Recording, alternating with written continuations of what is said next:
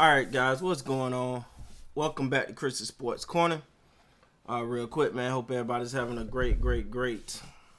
Well, it's officially Wednesday now. Um, First of all, let me say thank everyone for supporting the channel. We gotta thank you guys. The channel's growing. I'm really loving it. And if you like this type of content, man, make sure you hit that subscribe button. We all know I'm trying to hit that 10K. That's my goal for 2021. So if you like the content, hit that subscribe button. Only if you like the content, though. All right, so let's talk about it, man. The Minnesota Timberwolves versus the Los Angeles Clippers. Now, we all know that people have had their fun with the Clippers over the losing streak. Not losing streak, the big loss. I'm sorry, the historic loss that they had a couple days ago to the Mavericks. So you kind of want to know how they was going to respond. And for me, I looked at it like for one, the fact that Kawhi Leonard wasn't playing, I was going to watch to see them respond in a sense of, hey, we're more than just Kawhi. Because the optics was Kawhi bust. And then when he went down and the big loss is like, they can't do nothing without Kawhi. It's bad. So, when things like that happen, when a loss like that happened, as I said in my video about that loss, is you have to just throw that tape away. And I feel like that's what they did. I don't know if they really looked at that tape. I hope they didn't. It wasn't nothing you could really learn from that. Just get over it. Move on. So they come into this game, and then you watch more. And one of the things that I thought they didn't do in that last game that they actually did do in this game is everyone got involved. A key score for this team, and I don't care if you like the guy or not, is Lou Williams. Lou Williams is a certified scorer, man. That guy's a bucket, for real. Like, he's been a bucket for a long time. He's a veteran. He's a presence on his team. And he's the key. If he get that scoring going, and he's moving, and he getting his rhythm, he's hard to stop. He's really, really hard to stop. And he can change the complexion of a game. He can literally hold a team over until, like, for example, if Kawhi is not in that groove and Paul George's not in that groove, well, Lou Williams can keep that thing going until they, get back right. So Ibaka had 16, 7 of 12 shooting. Paul George had 18, 6 of 12 shooting. Batum gave you 7. Kennard gave you 15. Pat Beverly gave you 12. Zubac gave you 12, which I thought was a big 12. For the fact that, I think Zubac is getting better and better and better, man. Like, you look at that block he had. He's playing defense. He's tough. You can see his personality starting to come out. He's starting to play with a little aggressiveness now. That's something I didn't see him at first with the Lakers. I'm not going to front. I thought he was okay. He was skilled, but he was soft, for lack of a better term. But you see he worked on that and changed that dynamic about his game, and I'm still mad that the Lakers gave him up. And I don't see nothing we got. And I know that was part of some Reggie Bullock trade that didn't work out, whatever. I did not like giving up Zubac. That, to me, that was just not smart. But, hey, I digress.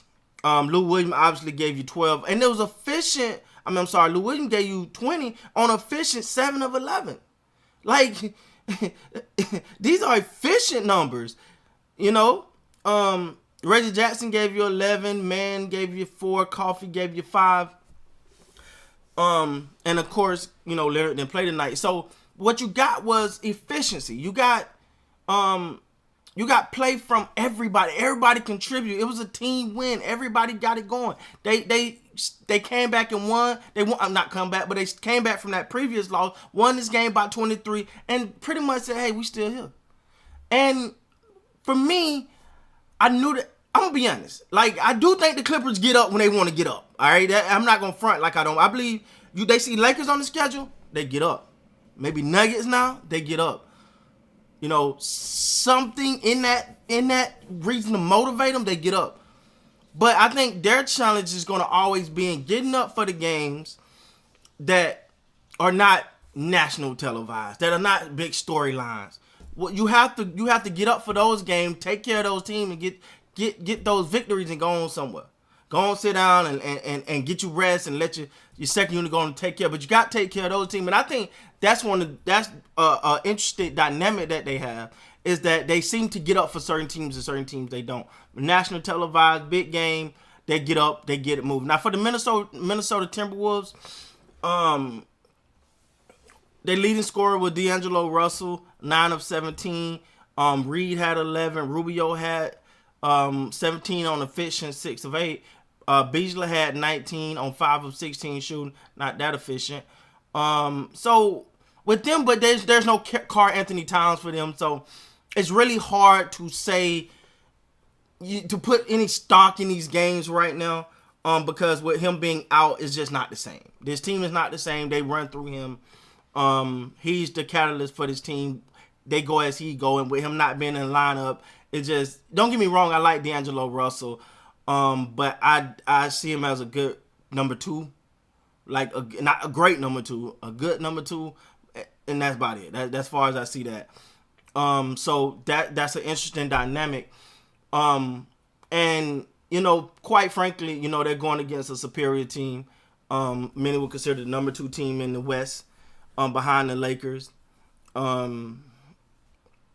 the Timberwolves, it just Karl Anthony Towns get healthy. You're judging from that. For the Clippers, back in the winning column, I don't think they'll have another letdown like that one. But the challenge for them is going to be getting up for these little games, getting up for when ain't nobody watching. And could they do it? Yeah. I think it's gonna take a little extra motivation. But I do think that game against Dallas and what happened to them was an eye opener, in the sense of, wow, if we come out here playing flat, no energy, not paying attention, not doing what we're supposed to do, we can get historically embarrassed. So I know they wanted to get on the court tonight to get that out of their system, and I'm happy that they actually got that out of their system, because I do think they're better than that. They're definitely better than that. I don't know how long Kawhi Leonard is out for. Obviously, we know he's ducky for them. But I think this stretch that he's out is time for that everyone else to get in their groove. Kawhi's gonna say Kawhi gonna do his thing. But this is the time for everybody else to plant their flag. This is the time for everyone else to go, all right, I'm in a rhythm. I'm gonna find a zone. I'm gonna build this chemistry, and we can carry this team and let Kawhi rest and be like, all right, when you ready, big homie, you come back. We got everything else. We got everything else taken care of. So we'll see. But that's my take. So congratulations for the Clippers getting back on the winning track, brushing off that loss to the Minnesota Timberwolves. Got to get Cat back. With that being said, guys, please like, comment, subscribe to the channel. Till next time, you gotta be good, man.